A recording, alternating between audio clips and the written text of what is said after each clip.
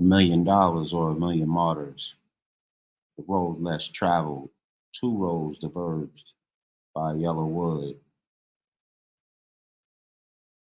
Are you representing your hood? What you gonna choose? And what are you willing to lose? Real HD Show. Let's go.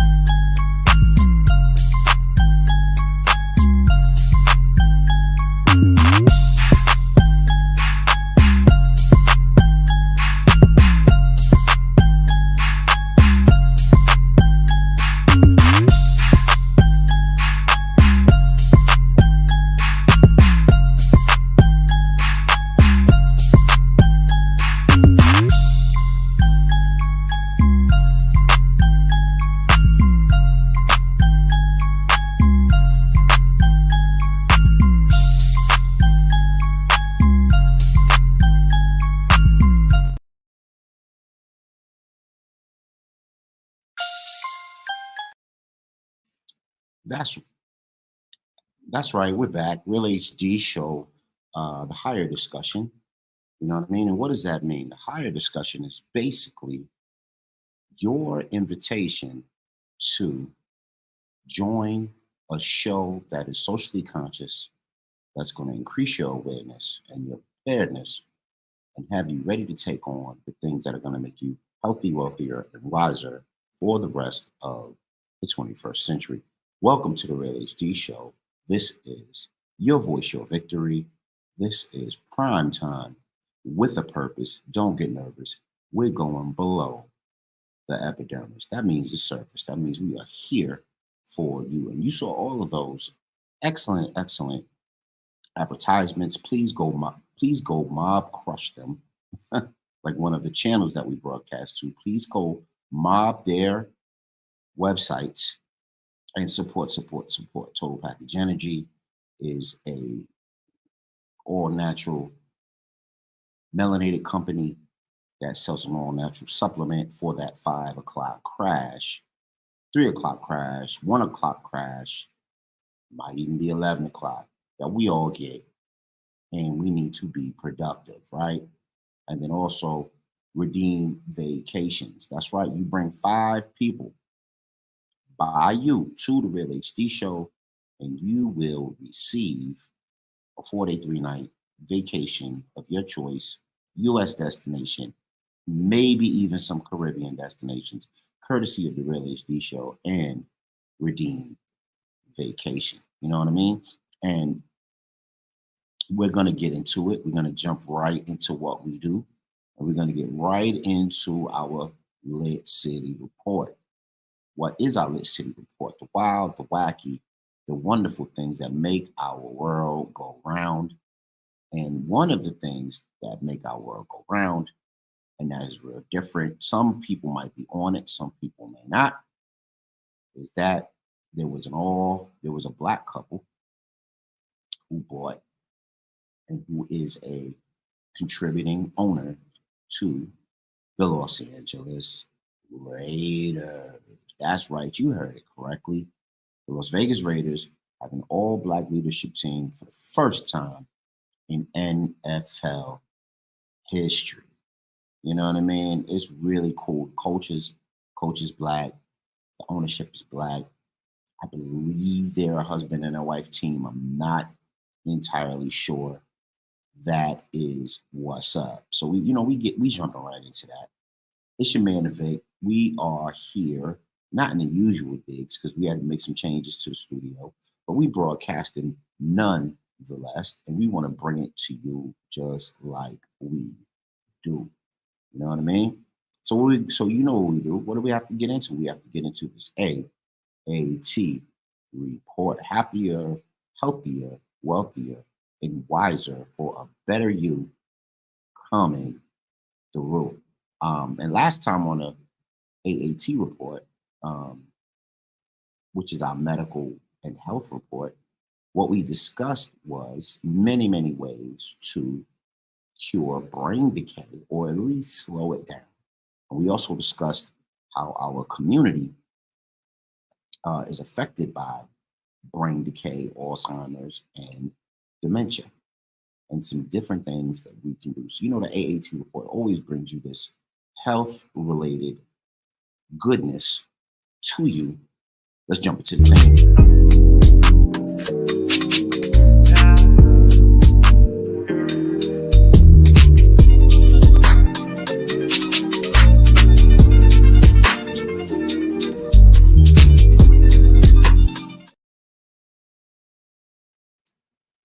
And we're back. We're inside of the AAT report, and we want to go to a video first.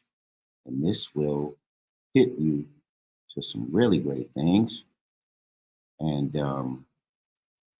hopefully you gain a lot for your overall health.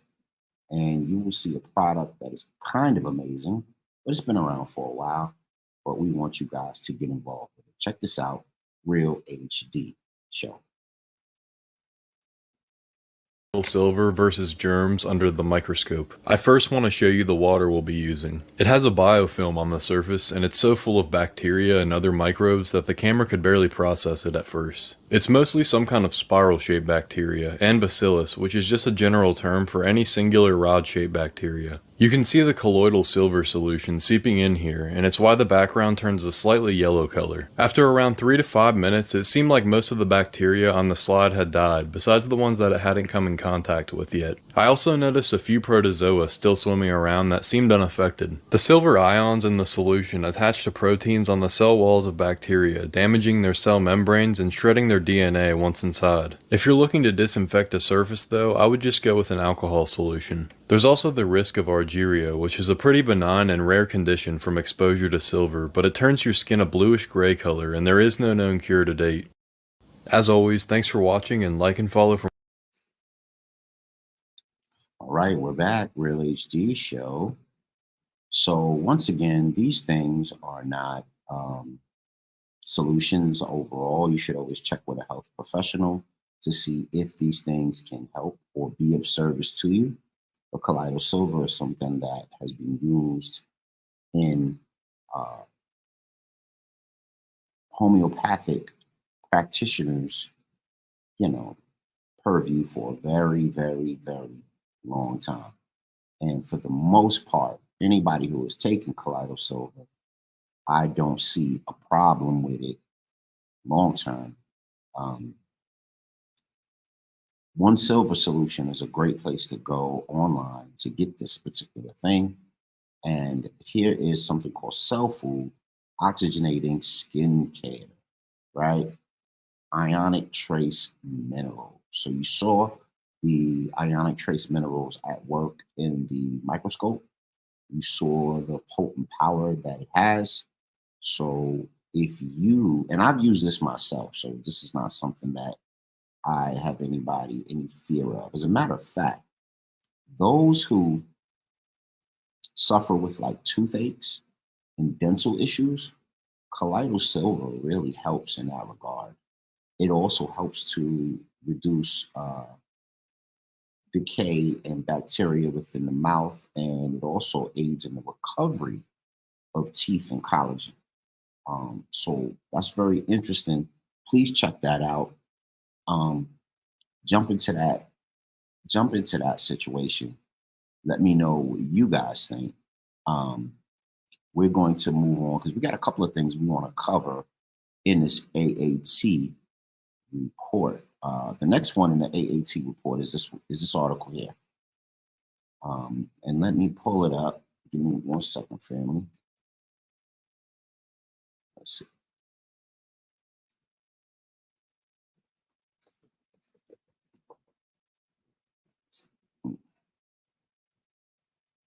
Okay, so I'm gonna have to do it the old-fashioned way. Give me a second. Cell phone use linked to low sperm count. I thought this was interesting because of our super activity and dependency on these phones. Um, you know, okay, so let me see if I can find this. And this is on the Defender. Okay, so let's get to Defender. This is in the back channels of my, let's see. Okay, here we go. Yep, it says, so a Swiss study found that high cell phone use was associated with reduced male fertility measures. But experts criticized the authors for speculating newer phones emit less radiation, and for their ties, a group aligned with telecom industry interests. Men who frequently use their cell phones may suffer from low sperm counts than those who do not. That's interesting. According to a new Swiss study that adds the mounting body of evidence showing a link between cell phone use and decreased male fertility. The study found that men who use their phones more than 20 times a day have significantly lower sperm counts and decreased sperm concentrations. Right? Autism running rampant, two critical measures of male fertility in men who use their phones once a week. Wow. These men had roughly 21% higher risks of sperm counts and 30% higher risks of sperm. These men had roughly 21% higher sperm counts and 30% higher risk of sperm concentrations falling below the WHO's reference for fertile men. The author of the study, which tracked health data, said that the link between cell phone use and sperm count was more pronounced in the first period, decreasingly progressive over the subsequent time periods. They attributed these differences to newer wireless technology, which they said emits less radio frequency regulation. All right, man, let us know what you think about this particular article. What do you think about what it's doing and what it's not? Microphone check. Let me know if you guys can hear me at home. If you can, that's great. If you can't, give me a thumbs up. We are blasting off to 5 Facebook channels: YouTube, Twitch, Twitter, Mob Crush D Live, Trovo Nation. Thanks to everyone for tuning in. This is particularly interesting for a number of reasons. Number one, because there's an old adage that if the world was wiped out and there was one man and one woman left, melanated man and melanated woman left, and they inhabited Africa, and of course they had to be African, and if they did that, they would be able to repopulate the world in a number of years. Now, how does that fly in the face of this? Lowering sperm count, right? And we are dealing in a time where there's forever chemicals, there's volatile organic compounds, and now cell phones, right? And if you watched the Real HD show before, you'll know that we did an episode on what do you call it? The Internet of Bodies, right? And we're saying that in that particular story, it was saying that the wireless activity that we are exposed to as a people, right, over this recent time period, I'll say, let's say 10 years, you know what I mean? Over the 10-year period, our bodies are becoming wired to digital and electromagnetic, digitally censored Wi-Fi and those triggers, you know what I'm saying? Now, especially if you have like a pacemaker or some sort of electric device that you depend on, and that thing may be a mobile arm, maybe a mechanical arm or a pacemaker or something to that effect, then those things will be inhibited or can be compromised with the Internet of Bodies, right? Because those signals within the Internet of Bodies or the fields of 4G, 5G, 6G impacts metal, it impacts the streaming of electricity and electrons, and it ultimately may interfere with health. But ultimately, if we're using cell phones and our autism count as a people is rising, which it is, I've been a teacher for many years, and I've seen in these particular situations more and more. I won't say situations, I'll say in this era, I've seen more and more people check kids into school that have severe mental and physical disabilities that are on the spectrum. It's almost normal now. It's almost like every 1 in 4 students, 1 in 5 students have this disability, or they have a learning disability that can be attributed to this. So I just wanted the family to see it. I wanted the family to be aware of it. And I wanted the family to be up on it so that we can be the best that we can be, how we can be for our longevity. All right. So we got another one here. And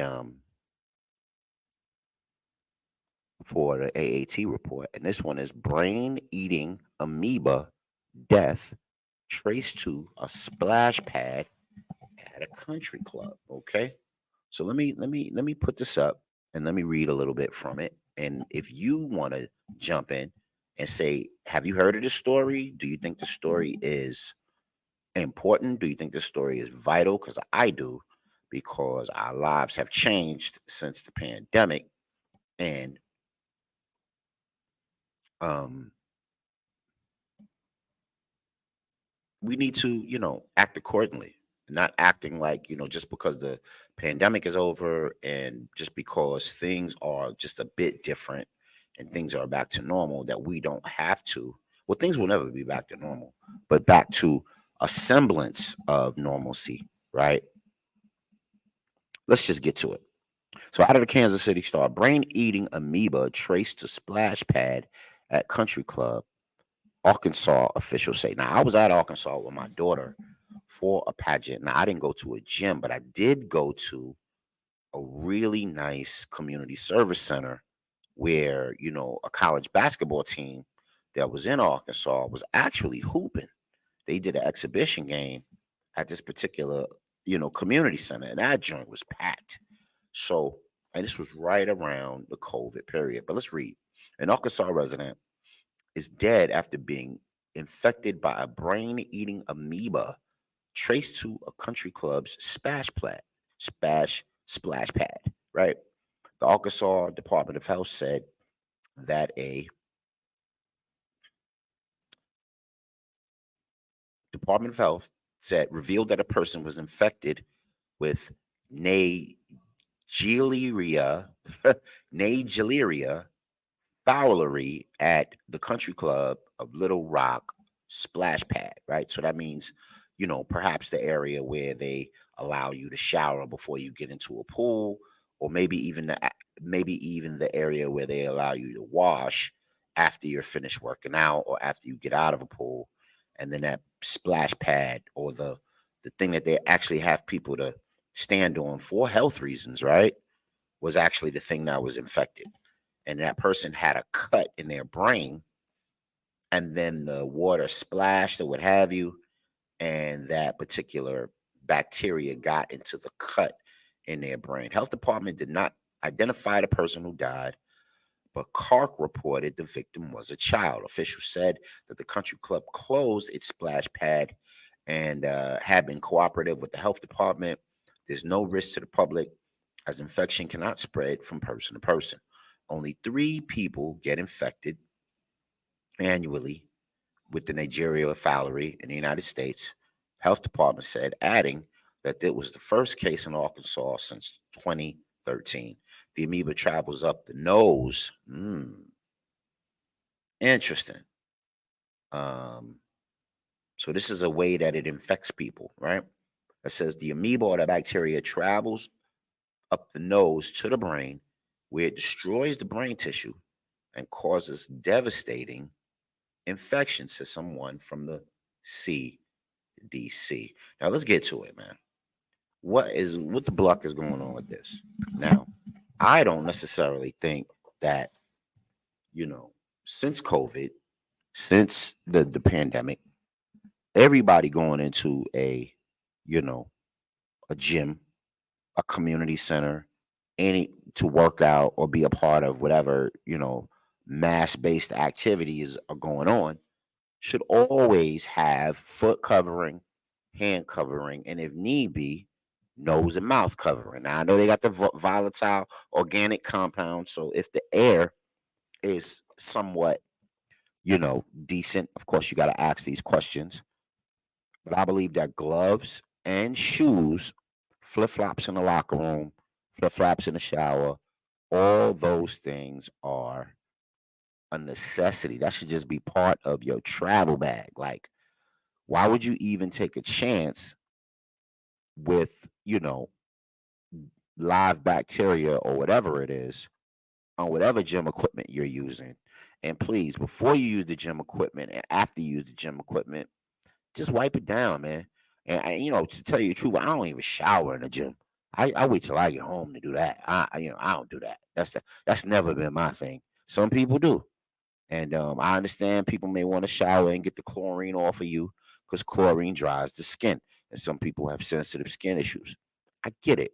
But at the same time, you want to make sure that you are protecting yourself at all times. You want to make sure you have gloves on your hands, and you want to make sure that you have footwear on your feet, flip flops, slides, whatever it is, while you're in a locker room. Those areas are germ fest. They don't wipe those areas down or clean them well enough and at a fast enough rate for it to be effective enough to take those type of chances. You know what I mean? So, you know, I love my people. I want to see y'all live. I want to see y'all succeed. Um,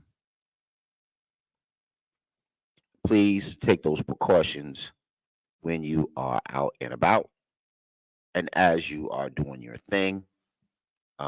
Please take those precautions so you could be safe and progressive within it. So that's, that's that particular one. Um, and we got one more that we're going to do for the AAT report.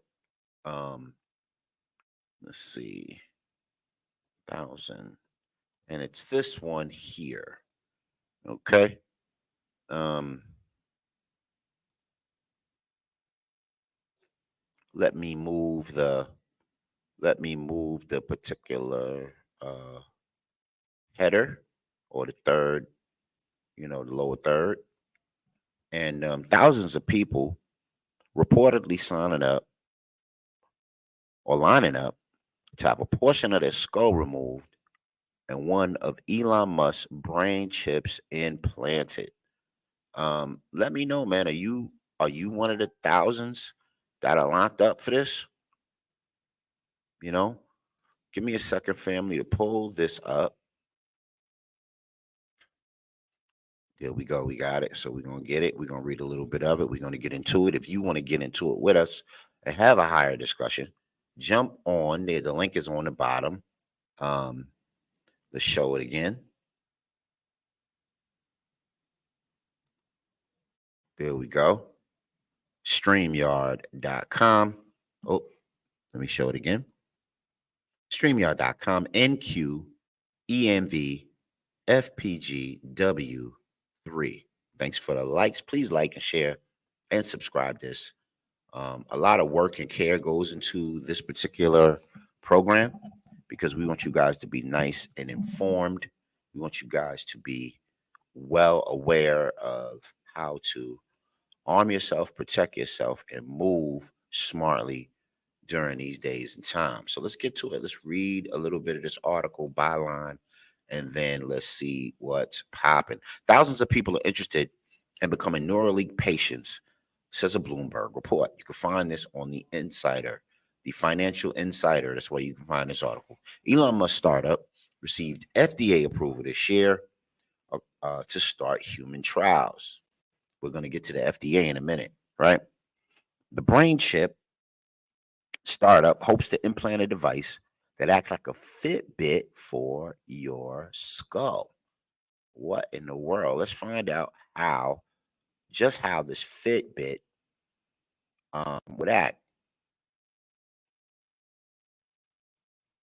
It says the company hopes to eventually make a device that will create a sort of symbiosis between humans and machines.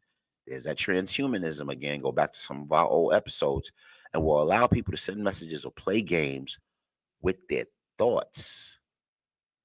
The company says it helps people with neurological disorders. Elon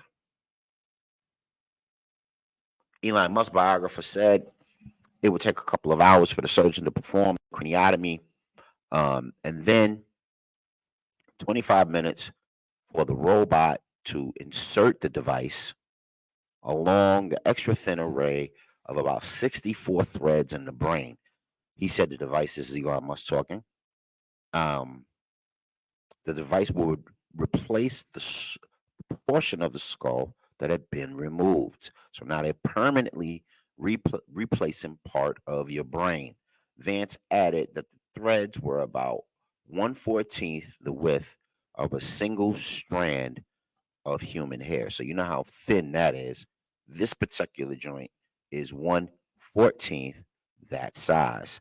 So let me see if I have that picture of it. And yeah, I do. Just give me a second. I'll pull it up and let you guys see what this actually looks like. All right, I got it. Here we go.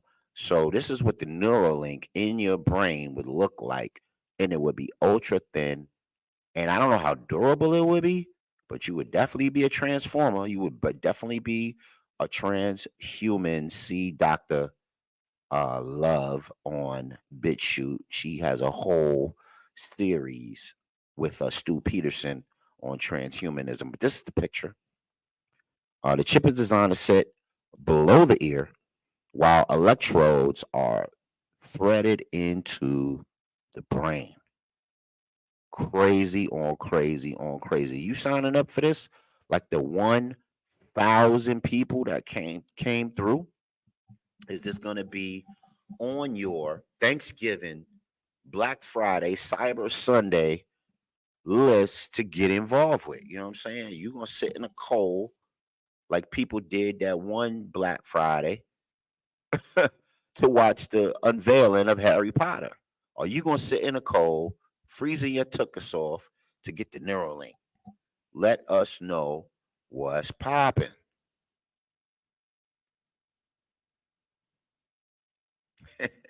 Peace, y'all. Peace. We respect you. Peace, peace, brothers and sisters. We will do it. You know what I mean? So we got people from all over watching the show right now. We appreciate you. What in the world does this have to do with us? Well, you heard how this particular um, Neuralink piece is you'll be able to play games on it. So right away, is it cap? Let us know, man. Do you think this is cap that they're trying to prevent diseases and prevent brain disorders and help the invalid walk, help the paraplegic move? Do you think this is all cap? And is this a different way to, like, how you get the VR goggles? Is this a different way to expose a different entertainment capacity? What do you think? Let us know. Put it in the chat. We got a lot of people popping on many, many channels watching the show right now. Let us know what you think. Do you think this is a money move, or do you think this is a move to improve? Is this a tech move to improve the health and wealth of overall people? What's your thought, man? Let us know. Let us know where you at with it. Personally, you know,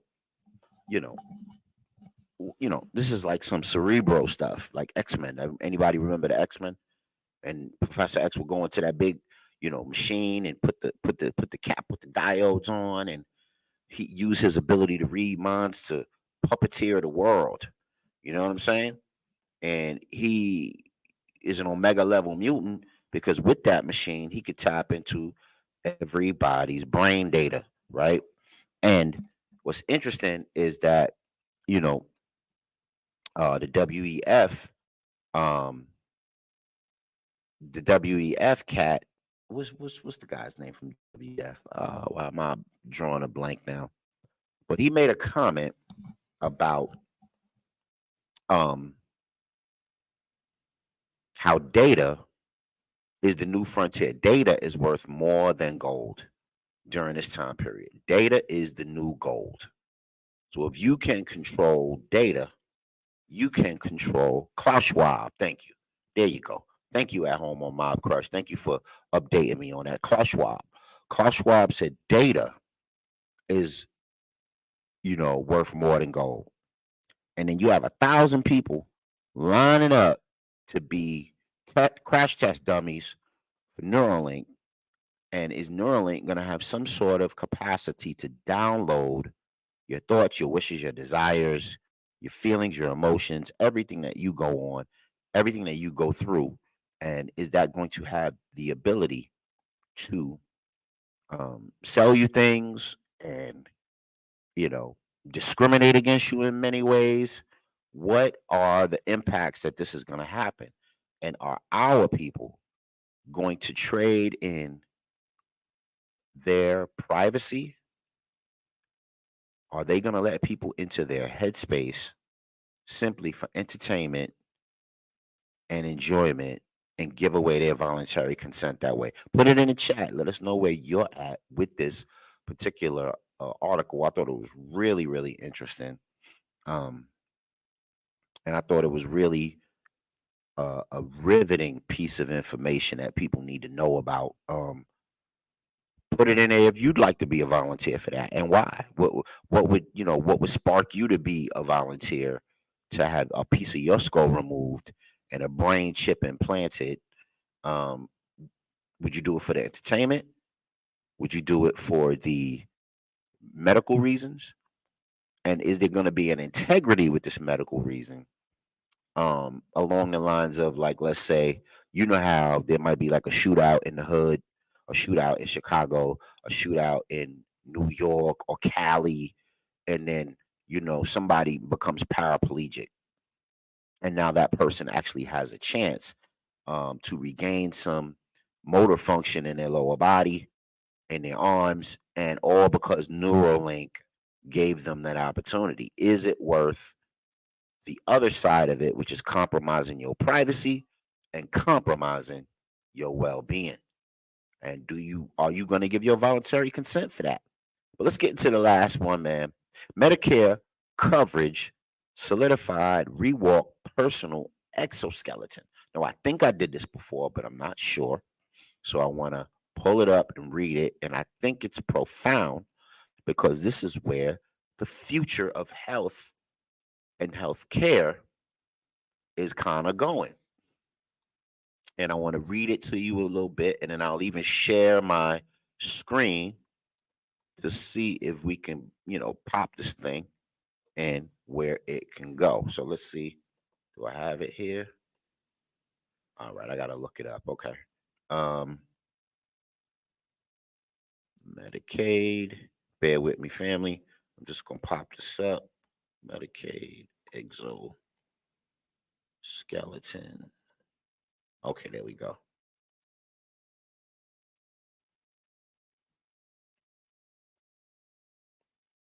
Let's see. There we go. The Centers for Medicare and Medicaid Services. Oh, let me crack my screen. Let me share my screen so you guys can see this, because this is profound. Because we got a lot of the boomers that are around right now, and all of the boomers are at that age where they're going to be sickly and they're going to start losing their ability to be mobile and things like that. And something like this would help them. So here's my screen. Let me see. Let me know at home if you can see this. Okay, great. I'm glad you can see it. So let's get into it. The preliminary payment termination follows rule change made by CMS to include exoskeletons in the brace benefit category, right? So let's say, Big Auntie, right, loses her limb to diabetes. Will she be allowed? Is Medicaid going to allow her to use her Medicaid to order one of these exoskeletons so that she can walk and her gait can be assisted? Would y'all be down for that? Let me read a little bit about it, okay? The Centers for Medicare and Medicaid Services preliminary payment determination of $94K for Rewalk's personal prosthetic exoskeleton. The price comes as the agency included a device on the agenda for the upcoming healthcare coding system in November 29th. The news comes hot on the heels of the exoskeleton's inclusion within the brace benefit category for reimbursement. So in other words, if you need this service, if you're paraplegic or you come down with some sort of affliction, if you have to get that knee scope that allow, and that knee pain, jacks you up, then you might want to consider this, right? It says that you have to do it under the, what is it called?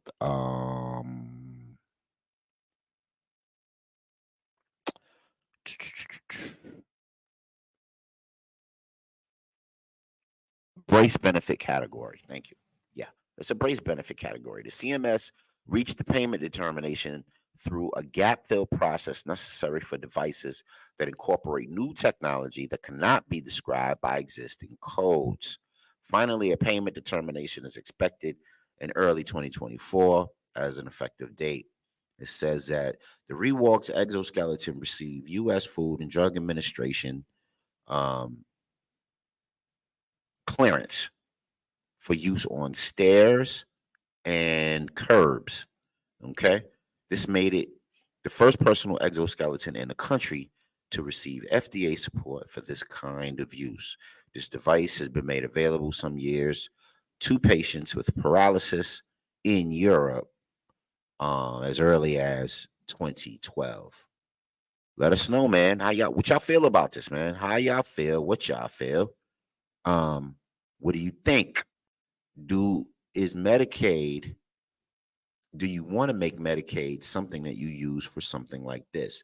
And then I don't know if you guys are hip though, but Medicaid is recouping the money that it gives people in benefit when the person transfers their estate after passing. So this money isn't something that is, it's not it's a loan. It's a glorified loan. And if you have a device that costs $95K, you best believe they coming for that repayment. You know what I'm saying? Now this can be. Now, can people afford the $90K? That's like a refi on a house.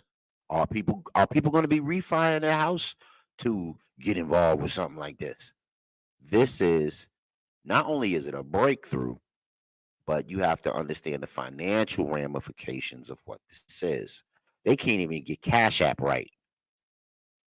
How are they going to get this right on the financial and fiduciary scale so that it's fair for all people and all people can get involved with it? Now, they said that the FDA, in a couple of the articles, they mentioned the FDA. So I want to get into the FDA right now. FDA employees who helped approve spiked vaccine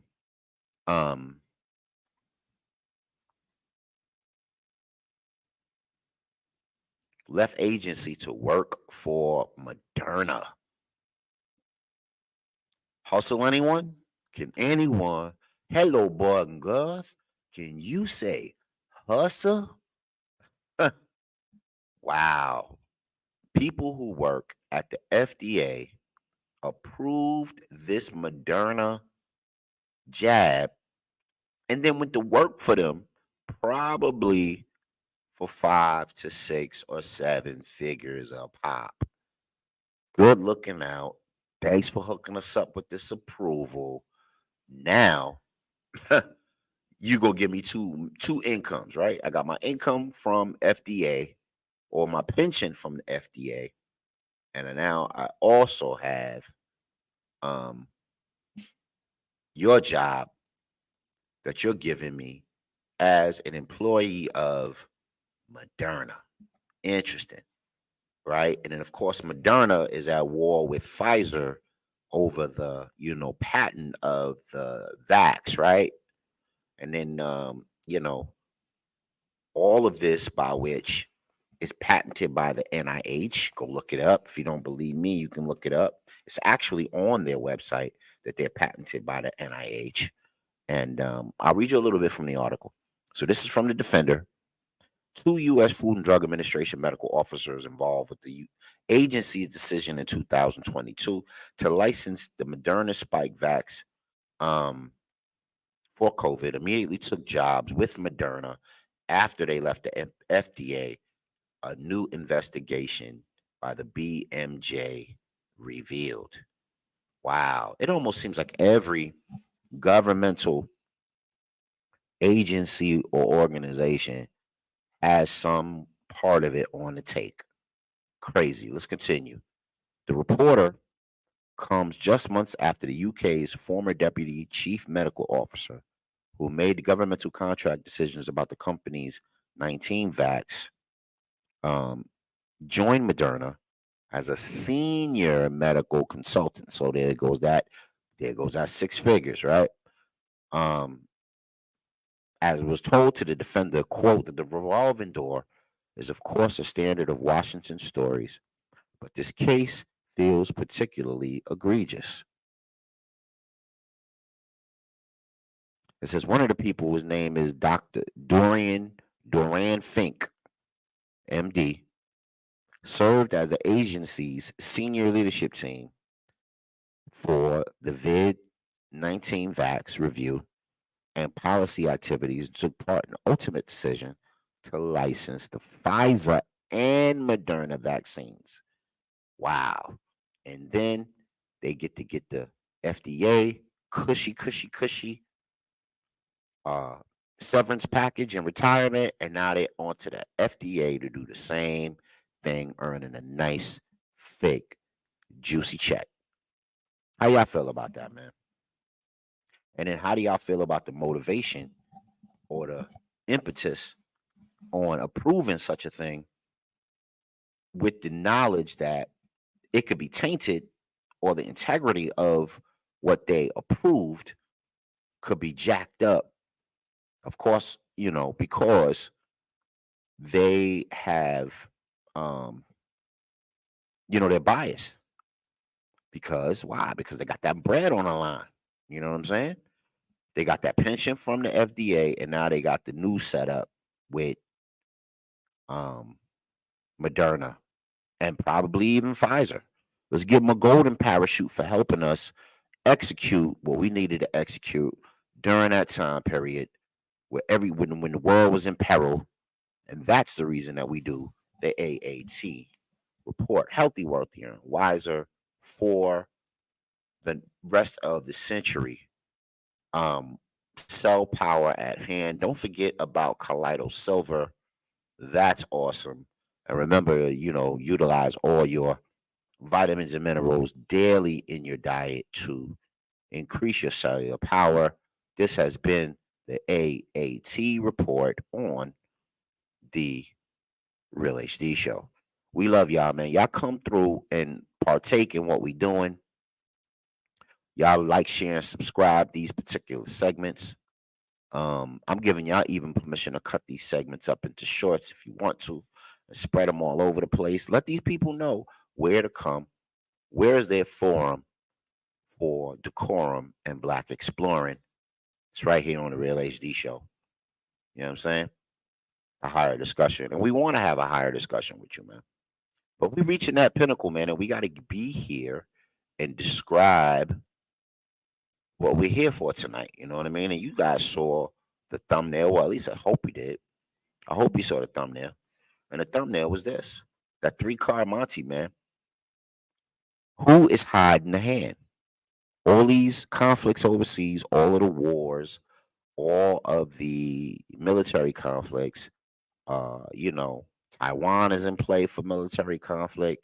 Of course, Gaza and Hamas and Iran and the United States are in play for military conflict. The Ukraine and Russia are definitely in play for military conflict. What's it all about? Especially in the Gaza Strip, which is everybody going crazy. Especially if you watched the last episode and you found out that there is a bill being, adjudicated in Congress right now in the House about anti-Semitism. So now they want to fine and jail people over what they perceive to be anti-Semitism. And I think that's ridiculous, because what if you just don't like somebody that's Jewish? What if somebody that's Jewish is just a butthole? You don't have the right to express yourself about that person without them crying anti-Semitism? Find that real interesting, man. We entering creepy territory, man. But let's get into it, man, because there are documents, leaked documents, fuels concerns is about Israel's plans to push Palestine from Gaza into Egypt, man. Listen, man, this is crazy. And this really shows what's really popping over there, man. So they would go on MSNBC, they would go on all the major media news outlets and cry a river about how much Hamas has hurt them with the attack. Let me say, leaked documents. Okay, there we go. I was just trying to find an article so we can jump into it, family. So leaked documents, fuels concern, Israel plans to push Palestinians from Gaza to Egypt, right? So it says the Israeli government suggested that the mass relocation of the 2.3 million people to Egypt's Sinai Peninsula as fueling concerns about possible ethnic cleansing of Palestinians. The leaked document, first reported by the Israeli media, wow, the Israeli media leaked this document. Very interesting. Was compiled by an Israeli government research agency known as the Intelligence Ministry in October, 6 days after Hamas led the deadly attacks on Israel. And the Israeli government declared war against the Palestine militant group, which controls the Gaza. Although not a binding policy, it's deep into long-standing Egypt fears that Israel wants to make Gaza into Egypt's problem and revive Palestinian memories of displacement of hundreds of thousands of people who fled or were forced from their homes during the fight surrounding Israel's creation in 1948, where Palestinians refer to the Inkaba, or the Nakba, the Arabic word for catastrophe. And of course, those into the intisadas, which were the wars in the 70s, 80s, and the 90s, right? It said that the mass displacement of Palestinians would be tantamount to declaring a new war. Wow. And that's what's happening over there, because I think the death tolls are right around 20,000 people over there. You know what I'm saying? And if you watch the show, you've known some insider information about the histrionics of that area, King Bulin Kagan, and how his assimilation to the Judaic religion and the mass exodus of Rus Kiev, shooting Jews all over Europe, and then their eventual touchdown into Jerusalem, the Gaza, and then of course the 1948 resolution to make Israel a country state. Let us know what you think about this, man. Documents leaked to show that they wanted to push Palestinians from Gaza into Egypt. That's interesting. So if that would be the equivalent of pushing the whole state of Arkansas into Oklahoma, and all of a sudden that's just supposed to be okay with the Oklahomans, right? Or the similar way that they're letting thousands and thousands of people into immigrants, right? And they're busing them into New York, all the major cities all across the United States. And those people who are residents of those areas are just supposed to suck it up, buttercup, and deal with it, right? But let's find out a little something else that's going on with this, because there's deeper things happening with this, the war's end game, right? Because that's what we're here for. And it's like a game of three-card Monte.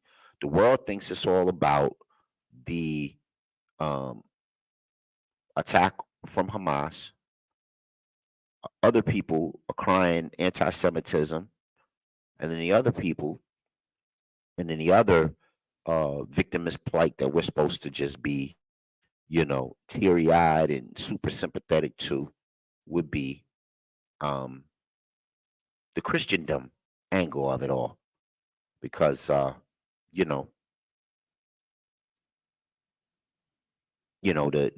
Christian religion and the Jewish religion are in the trace of the Abrahamic religions, right? So it's automatically supposed to be 10 toes down to be involved with this and not even ask no questions. But there's a lot of craziness going on over there in the Gaza, in Israel, in Palestine. And one of them is this. And thank brother Mazi who's a regular on the show. He sent me this article. So this is a Mazi Blacktastic take. An alternative to the Suez Canal is central to Israel's genocide of the Palestinians. Now, this is an op-ed, but I found it real interesting, man. So we're going to read a little bit of it. You know what I mean? And let's get to it a little bit. And let me know what you guys think of this, because I have some supporting evidence that will have us thinking about some really interesting parts of this and how it can be applicable um, to what's going on right now. And it's definitely going to show what the end game of this whole war conflict, and possibly all of the war conflicts in that area, right? So let's get to it. Um, I hate conspiracy theories. This is, you can find this in the Middle East Monitor. That's the name of the magazine online that this is in, and it's written by a woman named Yvonne Ridley. She says, I hate conspiracy theories. They degrade my profession as a journalist and incite fear. It says, naturally, there has been all sorts of speculation and rumor around the war in Gaza and the October 7th surprise Hamas attack on the occupation state. It says, so the question we're asking, why is there such a catastrophic intelligence failure, which meant that the attack caught by the Israeli military sleeping on the job? So she's another one of people who just can't understand how one of the most advanced militaries and police forces on the planet, and we went through that when we talked about G4S, right? SOAR was sleeping on the job and had these people come through in hang gliders, bomb, terrorize, and kill people. And if with military drills, they can dispatch in less than 30 seconds. It says Israel's military has earned itself a reputation of being amongst the finest intelligence gatherers and infiltrators in the world. And yet, October 7th saw Hamas fighters breach security fences, invade with paragliders without a challenge. Right? So,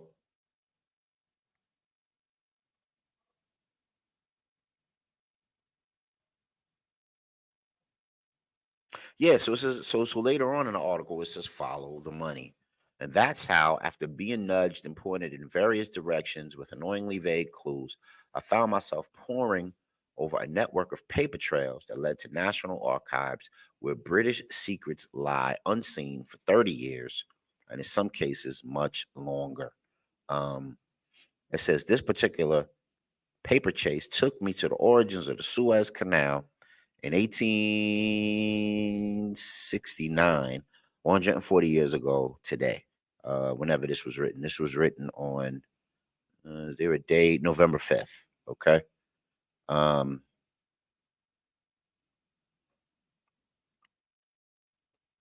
So it says Egypt owns and controls the canal now, but it was once owned by French investors who had held the canals company stock with Egypt's ruler.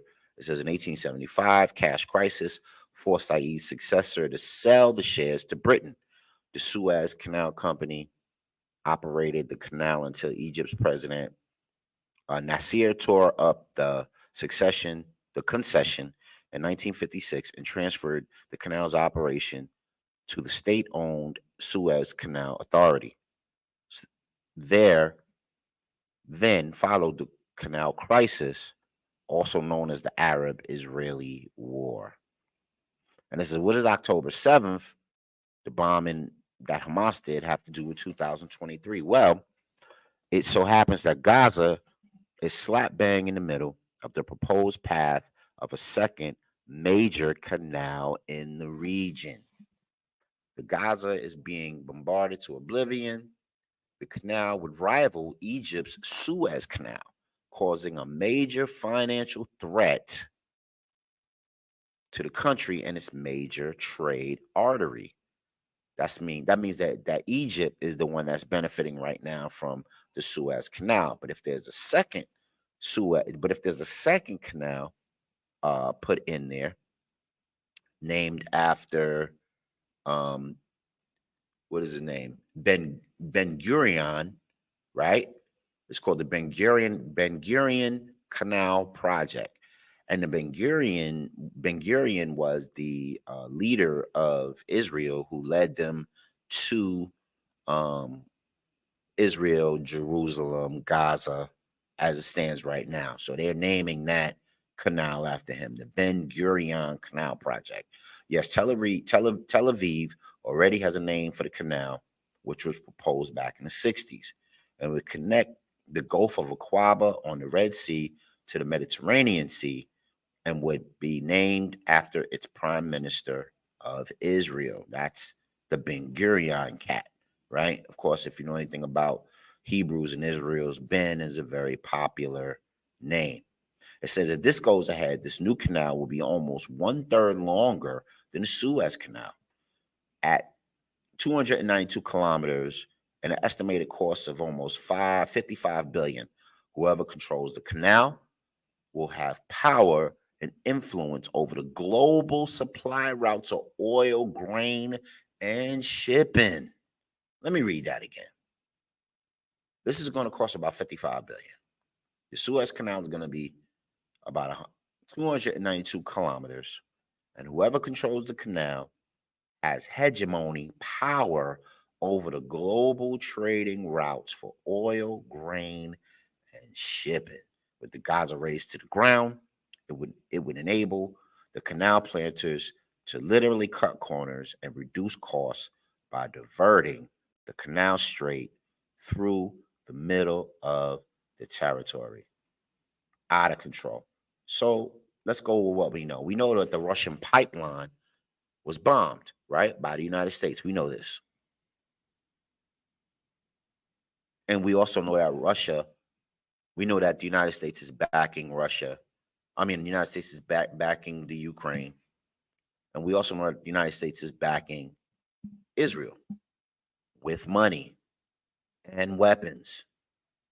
So when this new pipeline, when this new super trade route, super trade structure is eventually and ultimately completed, who do you think is going to get a vast piece of the oil, the money, and the commerce that comes out of that area? If you guessed it, ding, ding, ding, ding, the U.S. Man, that U.S., man. Puppeteers, I tell you, man. Let us know what you think of this, man. Since the ground invasion of the Gaza, it's been 250,000 tons of bombs that have leveled Israel, more than Hiroshima and Nagasaki, and more than the U.S. bombed the Middle East during its occupation. But the media companies in America and the media talking bobbleheads want you to think and want you to be sympathetic to the cause while these people are doing a jack move. So not only is this imperialism, but this is a jack move because they're trying to jack the Suez Canal from Egypt control. And I think Iran, which basically runs the Middle East, except for like Jordan and Syria. So for the most part, Iran runs the Middle East, especially the areas that can't defend themselves. And does Iran know about this? I'm sure they have gotten wind of things like this and the eventuality of it. And like the Silk Road and like the Mississippi was for the riverboats and the steam engine in the United States, if you dip back into that history, tremendous commerce instrument. You know what I'm saying? It's incredible, man. So this whole thing was a land grab. I said it in earlier episodes, man. Let us know what you think about this, man. Do you think this is a land grab or an ocean grab? You know what I'm saying? Let me show you the map of what this might look like. So it also says the U.S. had a plan in the 1960s to blast an alternative Suez Canal through Israel using 520 nuclear bombs. So that's the Suez Canal as it stands. And then that was the planned Suez Canal that they would, not Suez Canal, but the, what is it called? The Ben Guri Canal as they're planning to make it right now. Now that would have Israel making almost, you know, 19 billion a year. You know what I mean? Um, it's interesting. So let's look at another one. A plan to rejoin the Red Sea with the Mediterranean, an alternative for the Suez Canal. Many decades ago, the Americans proposed to use nuclear weapons to blast a waterway through the Negev Desert, but the plan never progressed. This is why they didn't do it, and why there is some talk about Ben Gurion Canal again, as Israel pushes to destroy Hamas, level Gaza, and move these people from, in an imperialist fashion, move their off their land to into Egypt and just take over the entire Gaza and West Bank itself. What do you think, man? We're bringing this to you. And there's another interesting piece of this. Um, According to some articles, there's not only going to be the, you know, trade route and everything that could be accumulated and the capitalism that can be provided there for Israel, but Israel wants to make the West Bank and the Gaza into smart cities. Um, just like we talked about with Klaus Schwab, and that Oxford people right now in um, London are fighting because they don't want their area turned into a smart city. Hold on, let me put that up and show y'all what I'm talking about, man. Because y'all be thinking I'm lying. Y'all be thinking I'm xenophobic. Y'all be thinking I'm just talking out my hat. Oxford protests 15-minute city. All right, and I'm gonna show my joint. Now this is by Politico, so you go. Don't believe me? Go read the article in Politico. Okay. Um. Yeah, I agree. Let me share my screen. Let me get this off so the people can actually see it. Thanks to everybody that's tuning in right now. I appreciate you, man. So even if you aren't, giving questions and concerns and things like that, you're at least tuning in and you're getting this good information. Please like, share, and subscribe. So this is what's going on in Oxford right now. Don't lock me in my neighborhood. They're saying 15-minute city hysteria sweeps the UK. The academic behind the hit urban planning concept slammed flat earthers spreading like fake news about the livable cities. It says opponents to the 15-minute city plan in Oxford to appear to have confused it with a separate circulation of plan designed to reduce the through traffic within the city. And these are Getty images to support that. Let me see if I can get let me come off of this. I'll share my screen again and see if I can get some images of them protesting in this joint. Oh yeah, here we go. Yeah. So I'm gonna share my screen one more again and then show you some of the protest pictures that are being accumulated. Please fight these things, people.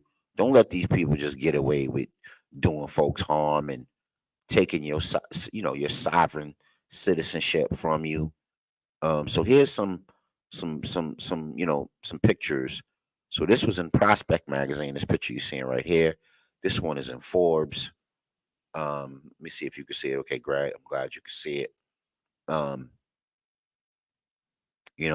This is in News Flare. Um, you know,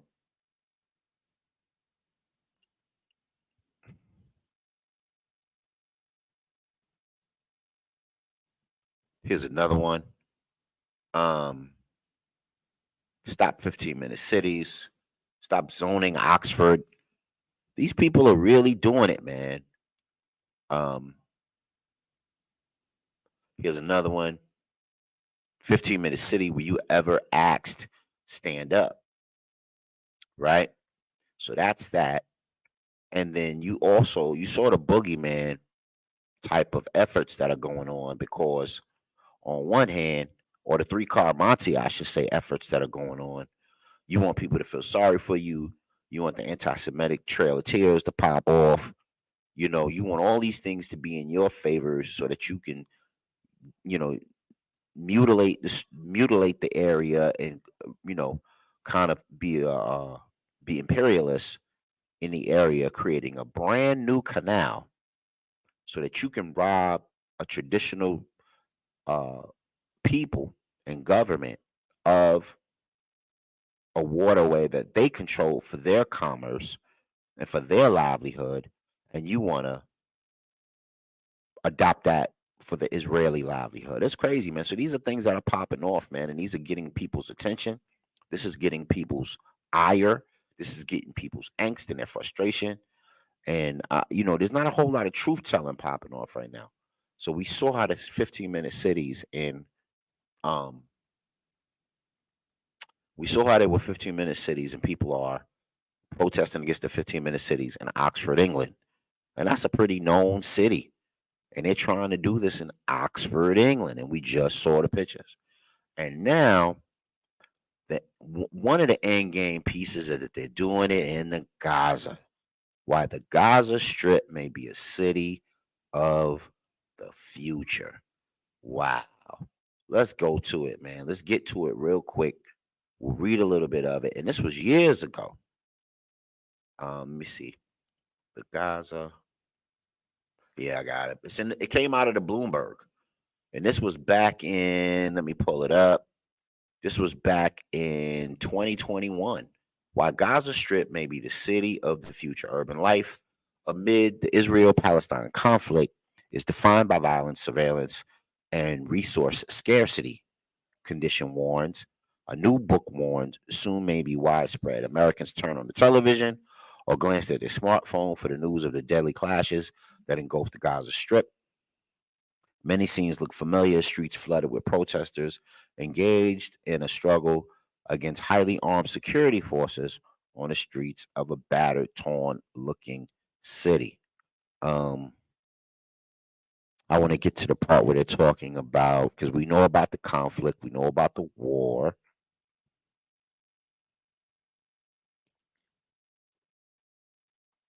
Okay, it says that's the promise behind the recent release book, Open Gaza, Architects of Hope. Here we go. Right? So you could put imperialism in any old cushy word. You could say teddy bear architects. It's still imperialism. It's still colonialism. It's still taking somebody's land from them. It says an urban geographer who focuses on the Middle East, an essayist, theorist, activist, provocateur. The book presents a vision of a glimpse of an imminent future. Okay, look at the wording: imminent future, where violence, surveillance, resource scarcity, preventional use of extremely compromised built environment are visited one and all. Let's see. The Gaza's book, the territory has been an urban center of Gaza City, is appalled on the study in terms of Michael wanted to go where the others were not there. Eco adaptation by necessity. Okay, so we know that Netanyahu is down with the WEF people, and now we know that all the WEF people. If you looked at the last episode, in the Eco 40 organizations, you know that they are putting while everybody's fighting, they're changing the face of business, and they're penalizing businesses if they're not eco ready. So eco adaptation by necessity. Open Gaza isn't content to just praise ingenuity and resources of the Gazan and allied urbanists, nor is the book interested in depicting Gaza purely as a dystopian prison. Um,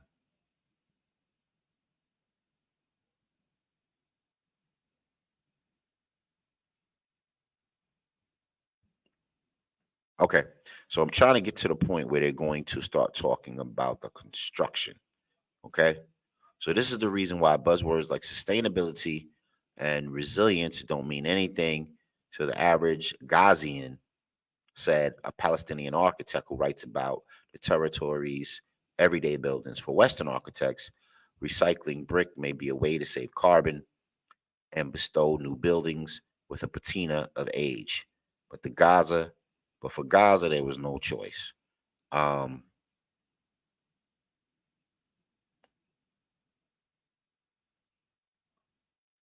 trying to find a piece of the article where they talk about okay, so what they're doing in this article, as you continue to read, they're making eco excuses. They're using the economy and climate crisis as an excuse to do what their upscale version of imperialism is, right?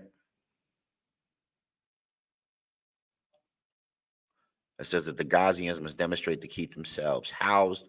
Western architects have made it a polemic to use the materials at hand to design their buildings as bird builders nest.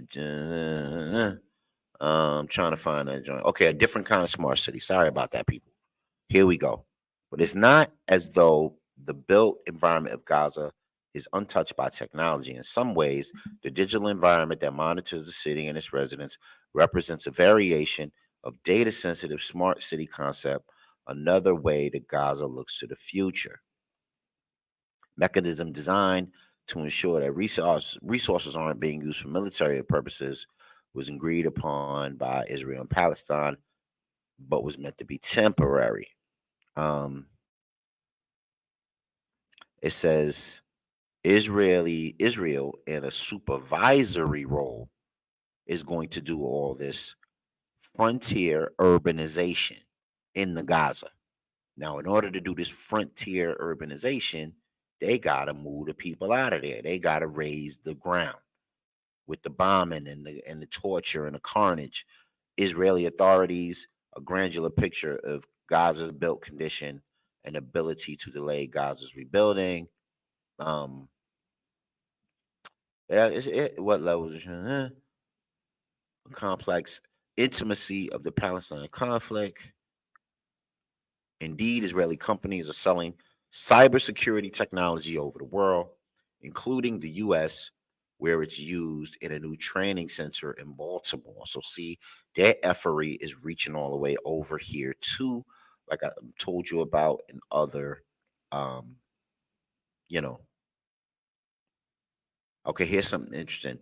Quote, there is an extent to which Palestine becomes a sort of crystal ball of this particular future within a very compacted and dense territory.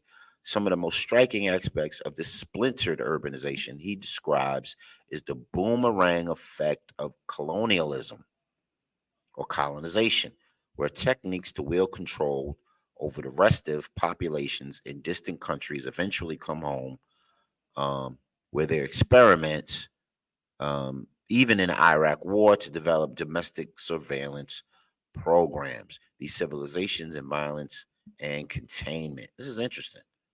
So, what you can gather from this particular article, I'll stop reading now. But what you can tell is that they are going to play a major role in the way that even back in 2020 and 2021, before any of this happened, that Israel had plans to play a major role in development of the Gaza.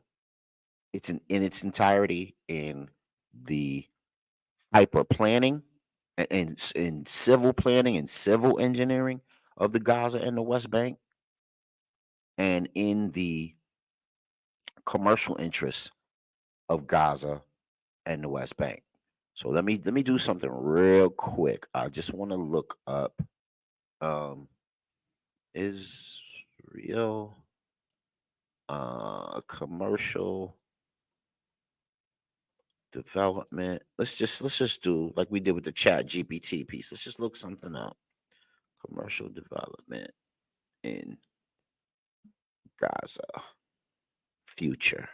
Let's just put this out there and see what we come up with. And I'll share my screen because we're getting ready to end the show. I'll share my screen so we can see the result. We'll do it together. and we'll see what pops up from this. What are they talking about?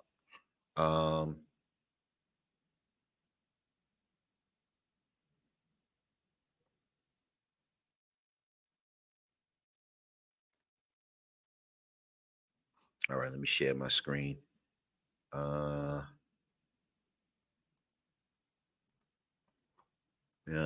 I'm just doing a quick Google search, nothing crazy. It says Israel, 4 unpalatable options for Gaza's long-term future. Um,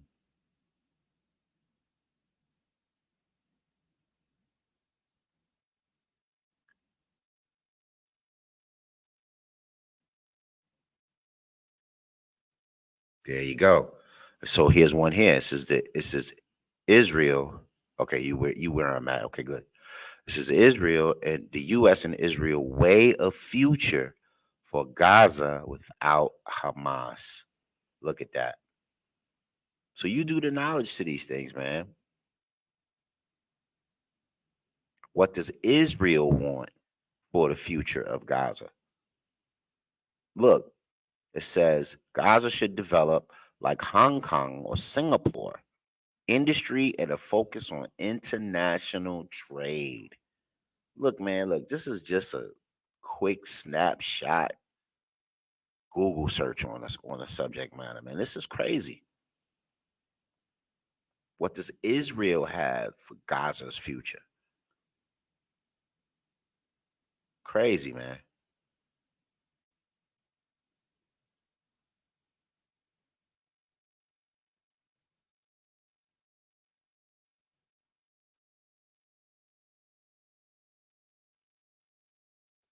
Okay, here's something.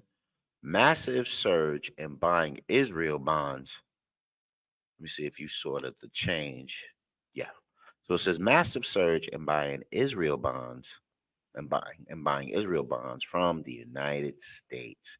$1 billion in Israel bonds has been purchased in the United States since the Hamas attack. States, cities, and small investors are behind the spike in sales. Our security and economy will come out stronger. Israel bond CEO. So why is everybody buying Israel bonds all of a sudden? Because they know that economy is about to boom once they get control of the Gaza, once they get control of the Suez, and once they get control of the economic development in that area. And then, of course, the United States, Gaza, NATO, WEF, whoever is down, everybody will be getting their piece. You know what I mean? How about the international land hustle? Give it up, ladies and gentlemen. Give them a hand. But we here to grant awareness. We are here to, you know, put you guys in a state of the know instead of the dodo, like the dodo bird, right? The dodo bird, right? And we are just about at the end of our broadcast for this evening. Again, I'm not in my regular digs. My studio is going through a renovation. So I had to come to a place where I could just rock out and do my thing. You know what I mean? Trying to be very, very considerate of those who are around me and also what I am talking about. And join us Wednesday when we will be going through a lot of articles and a lot of knowledge and information and awareness that can leave you fearless in the rest of the 21st century. So we're going to say peace and walk with power and join us Wednesday when we rock out. Because that's what the Real HD show is all about. You know what I mean? We are prime time with a purpose. It's your voice, your victory. Join us next time. Jump in here so we can all have a higher discussion. Peace, like, share, subscribe, and walk with power. We out. Love on each other. All right. We gone.